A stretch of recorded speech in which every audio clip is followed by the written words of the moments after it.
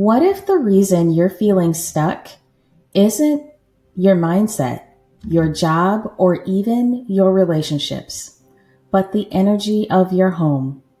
What if clutter, outdated energy, or even someone else's pain is silently sabotaging your success? Today's guest helps people clear those blocks, not just from their lives, but from their living spaces. And what happens next is nothing short of transformational. Welcome back to the Pauline Chilton Show, where we explore real estate, lifestyle, entrepreneurship, and the transformational power of space and mindset. Today, I'm thrilled to welcome Suzanne Roynon, a global expert in interiors therapy and Feng Shui, an award-winning author, speaker, and sought-after media voice. Suzanne's work blends life coaching, decluttering, and ancient wisdom to help people align their homes with their goals. And the results are powerful. Whether you're trying to sell your home faster, attract more abundance, heal from past relationships, or step into a brand new chapter, Suzanne helps people shift the energy of their space to support the life they truly want. She's worked with homeowners, business professionals, and even celebrities to remove the invisible barriers standing between them and their success. Today, she's here to help you understand how your home might be holding you back and how to fix it. Let's dive into this energy shifting conversation with Suzanne Roynon. Suzanne, thank you so much for being here today. It's so lovely to join you, Pauline. Thank you for inviting me. Thank you. Suzanne, for anyone who's heard the word Feng Shui but isn't quite sure what it really means, how would you describe it in your own words? And how did you first discover its impact on the way we live and feel in our homes? Well, that's a big question. So Feng Shui has been around for getting on for 6,000 years. And although people associate it with China, it was used across the Far East, in Indonesia, in Japan, across to Nepal, and into India, where it's taken on a slightly different slant now. But essentially, it's all about creating the optimal living space and environment to have a wonderful flow of energy, of positive energy working around you, and to negate anything unsupportive, because every home, no matter what, will have areas of unsupportive energy. And so what Feng Shui will do is it will rebalance and bring those dodgy areas back up to neutral so that you can relax and enjoy being there. And really, Feng Shui is all about increasing success and happiness in the home. And, that's why I love it so much. It's something that is almost like magic for some people. Sometimes it's a slow burn, sometimes it's overnight, and you just never know quite how it's going to go. I got into it over 35 years ago. Back in the 1970s and 80s, there was a push that brought Feng Shui to America, first and foremost, and then it slid over into the UK, which is where I live. I tried it out. It worked for me. I trained. I became a practitioner alongside my day job. I was helping friends and family and using it myself. And then about 8 years ago, I moved from a house into an apartment, and everything I knew flew up in the air because I'd been using what's known as Western Feng Shui. And, you might hear that people say, oh, it's the front door, and, the back right is this and the back right is that. I'd been using Western Feng Shui, and it had worked okay. I resolved some fertility issues, I got great jobs, I had my success. But then I moved to this apartment and everything went horribly wrong. And by this time, I'm actually working with people who are paying me for my services and as a Feng Shui expert. And it's not great if your own Feng Shui isn't working, frankly. So I went right back to basics and I retrained in the traditional Feng Shui, the original, using the compass directions, the age of the house, the way it sits into the land. And it was like blowing the lid off everything that I knew, and also the power that was available to me within the home. And literally, I did the stuff. I put the remedies in that were required for my home, unique to each home. And suddenly money is flowing in. Everything's going beautifully for me, for my daughter. It's just incredible. And it's just like, why didn't I know this before? you know? And so for me now, I'm just a complete passion magnet for this. I can look around a home now and spot things that are really not working. I can read a home and say, okay, I have a shrewd idea about what's going on in your life, and also how I can help you if you're open to being helped. And so, yes, now people come to me.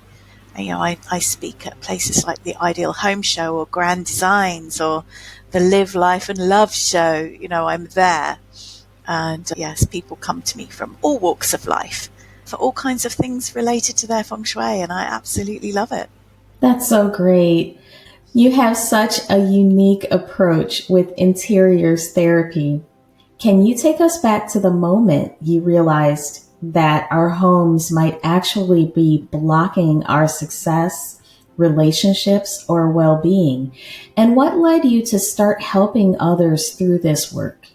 Yeah, for sure. So the interesting thing with interiors therapy is it goes a step further than feng shui. If you like, feng shui is one part of it. It's a very major part, but it is one part of it.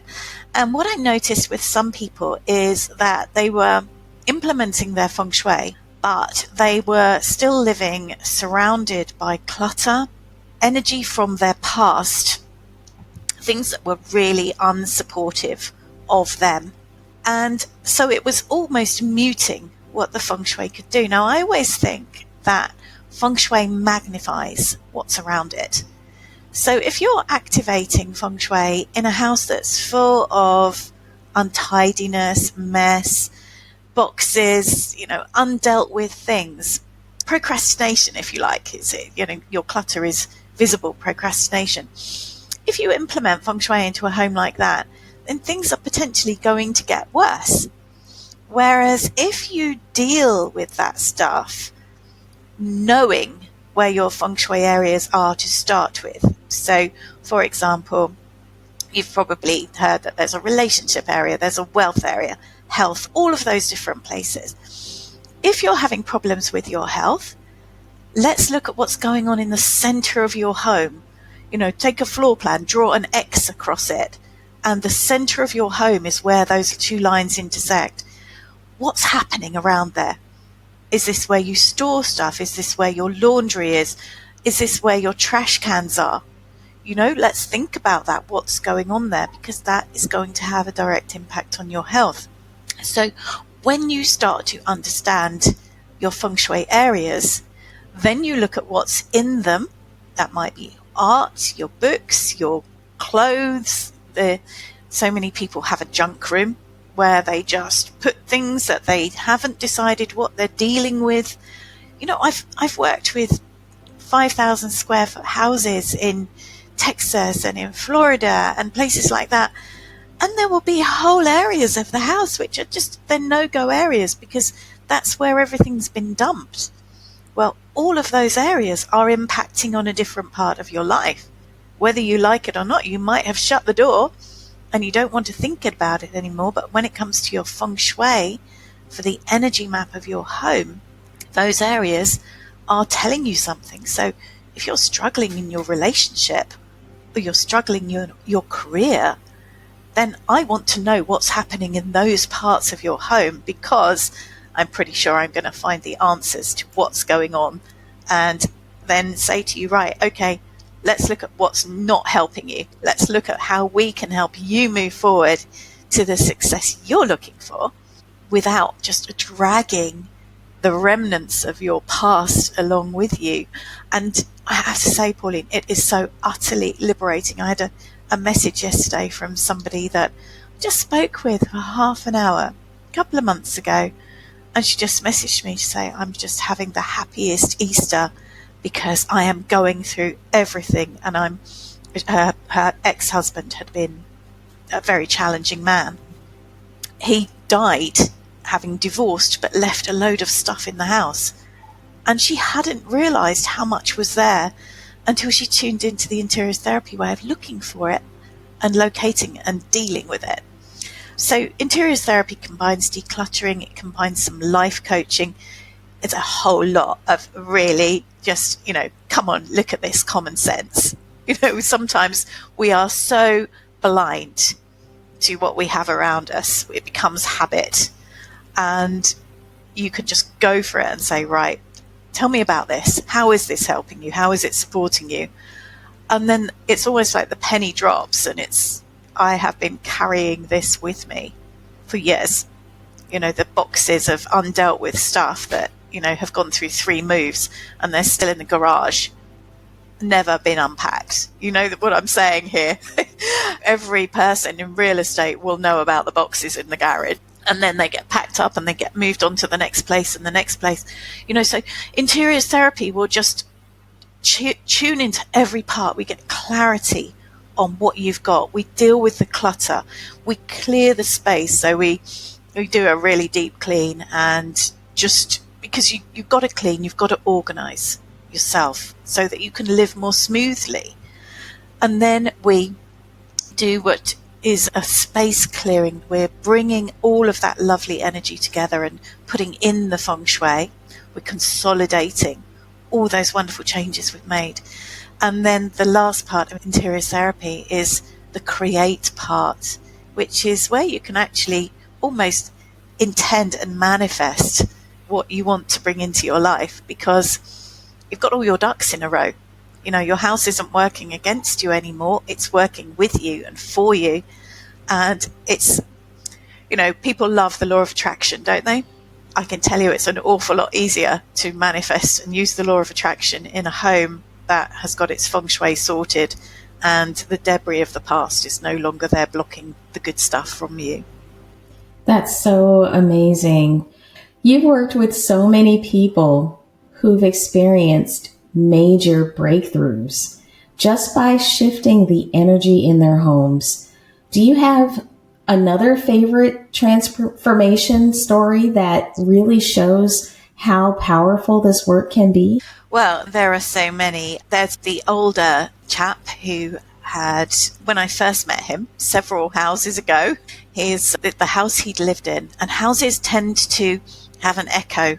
So you get the same experience from one owner to the next owner to the next owner, unless you make major changes to it. And the house he was living in was huge, but ever since he and his wife had moved there, they had been terribly, terribly ill. And she'd subsequently died, and it was all very difficult, and he was miserable. So, but he couldn't sell his house. No matter what he did, it was perfectly presented. It was in a really great area. I mean, it was a very highly sought after area. It would not sell. So he knew me through a friend of a friend, and he asked if I would just go and do a little afternoon of work on the house with him. We went there and we did some bits and pieces, just tweaks here and there, and it sold 2 days later.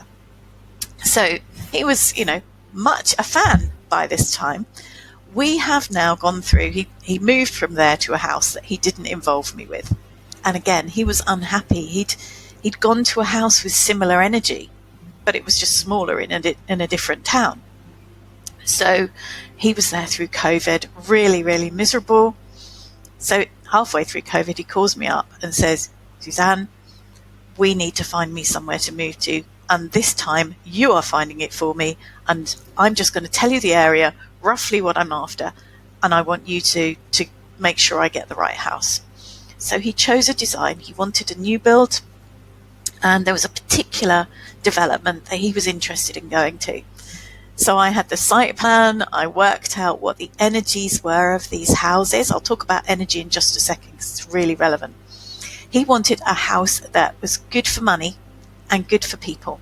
And there were some other criteria. He didn't want people walking past it all the time. He wanted a garden he could sit in and enjoy. But most of all, he he wanted to have happiness and he wanted companionship, but he didn't want a wife. So he wanted to have lots and lots of lady friends to go on holiday with, go out for dinner with, but not somebody who was there all the time. And we found it for him.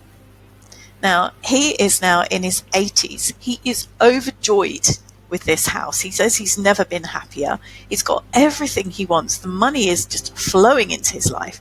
His health has never been better in the 20 or so years that he's been really keeping tabs on, as you get older, keeping tabs on the health.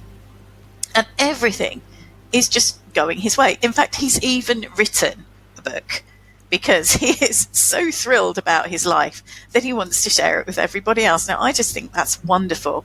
And he shares his wisdom, and he's now getting involved in community projects and things like this because he's just got such success with this house. Now, I said I'd just mention the house types to you. He wanted a house that's good for people and good for money. About 20% of properties might fall into that category. But you also get houses that are good for people, but they're bad for money. And it feels like no matter what you do, the money is just flowing out of the house. But the family, the people there, they're happy, they're healthy, they get on. Then there's a house that is bad for people, but it's good for money. And this is where you tend to get really high net worth divorces.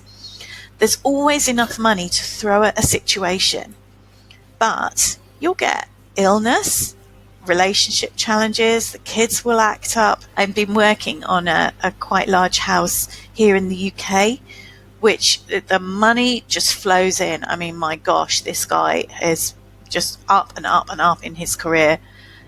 Every time somebody passes away, he gets a massive inheritance, much, much more than he would ever think that he would get. And the money just flows in. But his family life is a disaster. They've got terrible problems with the kids. There's, suddenly autism has come out of nowhere. There's personality problems. How they've kept going, I don't know, but they have. And then just recently they had their Feng Shui done, and it's balanced everything out, which is great because now they're moving. So we got the house ready to sell, and they're moving to a new area. They were told by their real estate agent that they would be lucky to get £550,000 for it. They've sold it at $590,000, so they've gone up by £40,000. And this sold again on the first day. So you get the house right, you get the energy right. It's irresistible to the right buyer. You might have 12 buyers through, but it'll be irresistible to the right buyer, and it will just flow. And that's what's happening with these people. So those are the three of the house type. The last one, which is where I fell foul of it all, is bad for money and it's bad for people. And this is like living in quicksand. Your relationships are a challenge. Your health is a challenge. There's never any money to do anything with. You're just slog. You get a big bonus from work. Something goes wrong with the car. The rent increases, whatever. Something is going to happen to whisk that money away. It can all be balanced with Feng Shui. And, I live in an apartment that is classed as bad for money and bad for people. And yet we've got it balanced. We're rolling with this, and it is the most incredible place to live. So you get the balance right in a home, and everything changes, and it's just absolutely magnificent. Those are great stories. For those listening who are curious about how all of this applies practically, what are some common signs that a home's energy is off? And what simple things can people do to start shifting that energy the right way? Okay, so common signs. Constant illness, and it might not be a chronic illness, but one thing after another. You have a virus, a couple of weeks later you fall and you wrench your tendon, or the kids are constantly ill. Something's going on for you. Perhaps the money situation, again, as I explained, there's this constant flow of money more money goes out than comes in, that's another sign that the energy is off. If you move house and everything has been great in your previous place, but you move to a new place and things go horribly wrong, that's telling you that the energy is off. So always start with looking at the stuff around you. Is it about what you've bought in? Is it about the clutter? But you can also look at the history of a house, because these house types don't change unless you do major work, major remodeling or extending. If you do that, then the energy can change, but otherwise it doesn't. So if you know you've bought a house from a divorcing couple, or that somebody has been very sick there, or that it's a foreclosure, then you stand a fair chance of having those same challenges again, unless you are going to change the house massively. And I'm not just talking about maybe putting in a new kitchen or changing the decoration inside.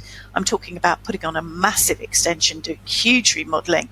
That will change the energy. But otherwise, you'll just go on with the same. It's like a spiral. It keeps going in that same way. So yeah, look out. If you know that somebody divorced there before, you might well have challenges with your own relationship. So look out for those things and do something about it. We've a house in the town I live in. I do some real estate work with one of the agents here because they want the added level of having Feng Shui available to their clients. There's a house that has been on the market 12 times in 16 years and the price of that house has gone up massively each time, which is great, but every couple who's moved in there has got divorced. So, 12 times in 16 years, that's a pretty fast turnaround of divorces. So, amazing house, historic, traditional, beautiful, huge. I wouldn't touch it with a barge pole. I would not live there without doing the Feng Shui of it. So yeah, look out for those things. Those are signs telling you that things may not be great. If you've got a load of clutter, that is going to be weighing you down, really weighing you down.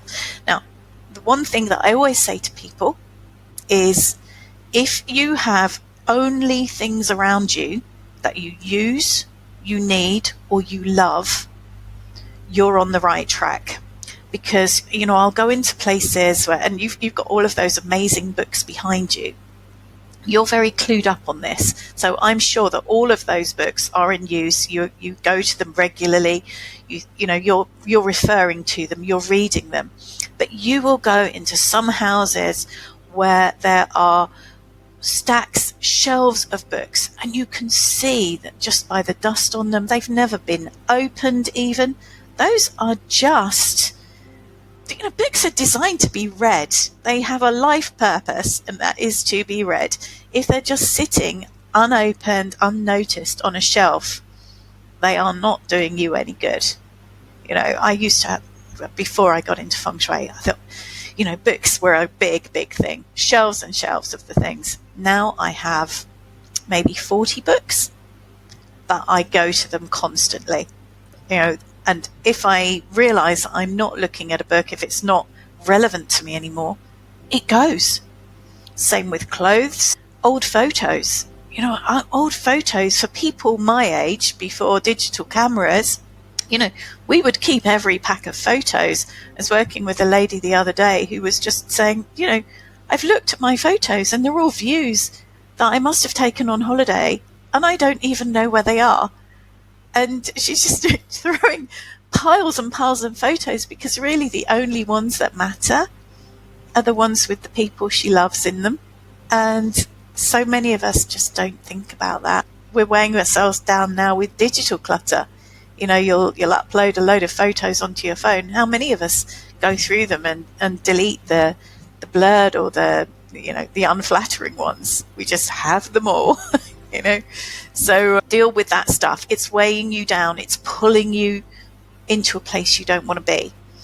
But once you've got to that, you're already lifting the energy in your home and you'll start to feel the benefits of that.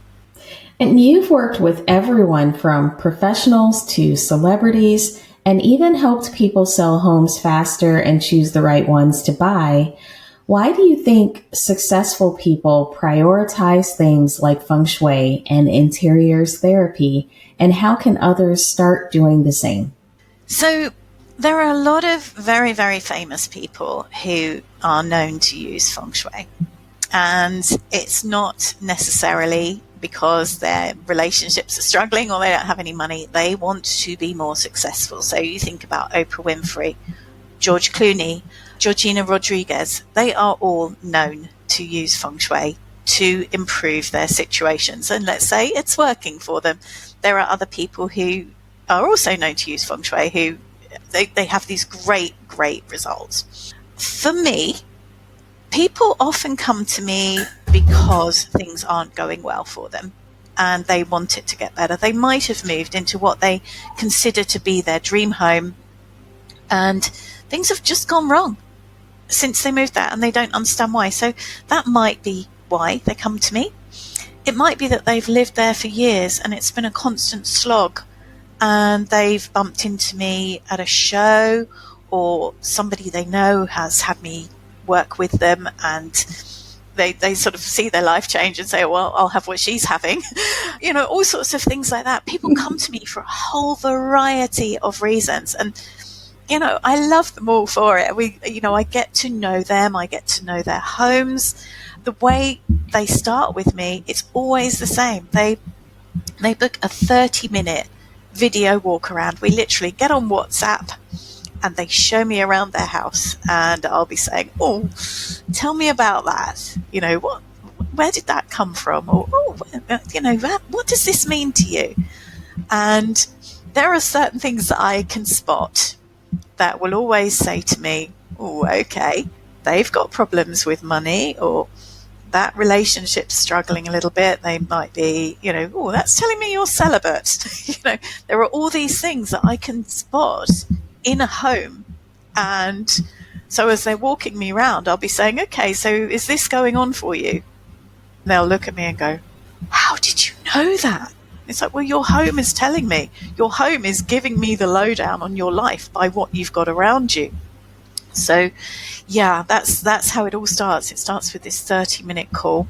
And then if I think I'm the right person to work with them, then I will suggest what I think they need. Sometimes it's interiors therapy first. Let's get your home ready before we start implementing feng shui, for that whole magnifying the bad stuff reason.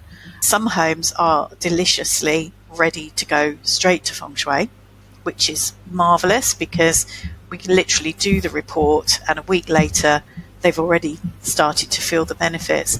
Some people come to me when their homes are still on the drawing board or when they're partially built, because there are things that we can do to almost build into the house as it goes. Nothing major, don't worry, but we might sort of choose a color scheme that will work with the feng shui rather than against it.